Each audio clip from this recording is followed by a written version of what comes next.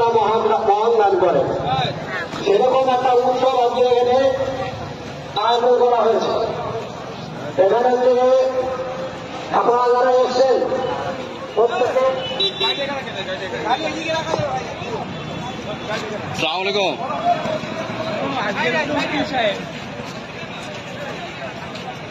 সাথী বন্ধুরা আমার, আপনাদের কাছে সুখবর, আমাদের নয়নের মনে আমাদের কাঙ্ক্ষিত মানুষ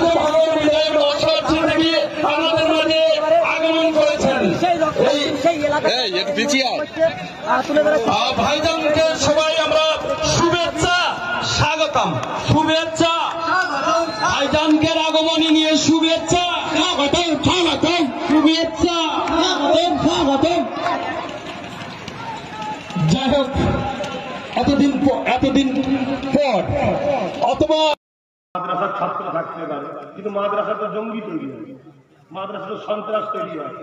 দেখলেন না কত রকম শয়তানি, কোথায় কিছু নয়, কোথায় কিচ্ছু নয়, সব কথা বলতে বলতে টুক করে একটা গুজে দিল কিছু মাদ্রাসার ছেলে ছিল।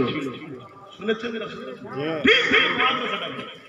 তার মানে কি মাইন্ড সব সময় সমাজকে দেখো মাদ্রাসা মানে মারপিট, মাদ্রাসা মানে হিংসা, মাদ্রাসা মানে সন্ত্রাসী, মাদ্রাসা মানে অন্যায় কাজ, মাদ্রাসা মানে অবৈধের মধ্যে জড়িয়ে আছে। ঠিক দেখো মাথাটা মেরে দিল টুক করে মাদ্রাসার কিছু ছেলে। বুঝতে পারছেন না? পারেন এরা যদি আমাদের নেতা হয় তারা আমাদের কপাল তো জুতোর একটু ভাবে।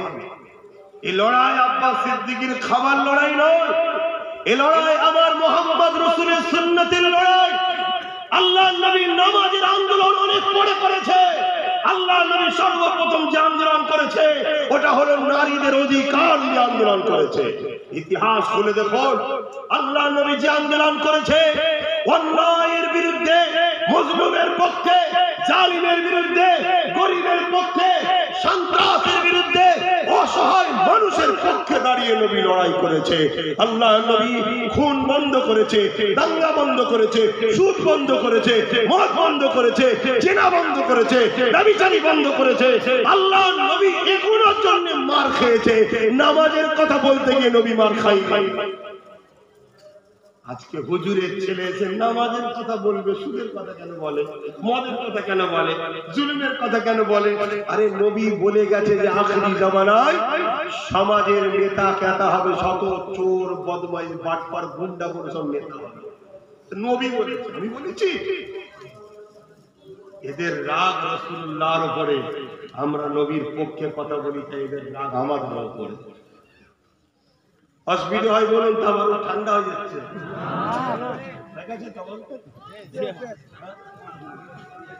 কি বলছেন বলুন, অসুবিধা হচ্ছে?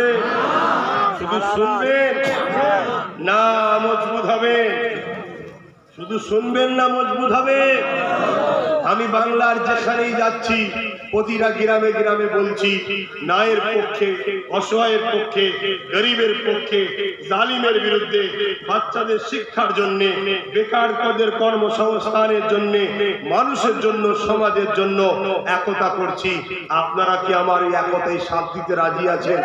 আল্লাহকে সাক্ষী রেখে বলেন সাথ দিতে রাজি আছেন? আলহামদুলিল্লাহ। তাহলে আমি তো একটা জিনিস চাইবো, দিতে তো লাগবে। দিতে লাগবে না?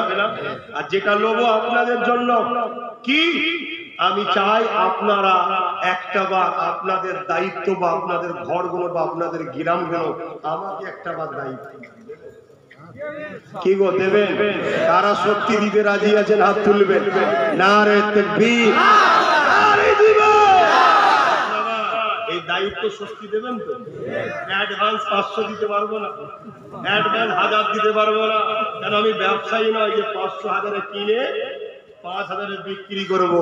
যেটা কিনা যায় সেটা বিক্রি করা যায়, কিনা বেটি?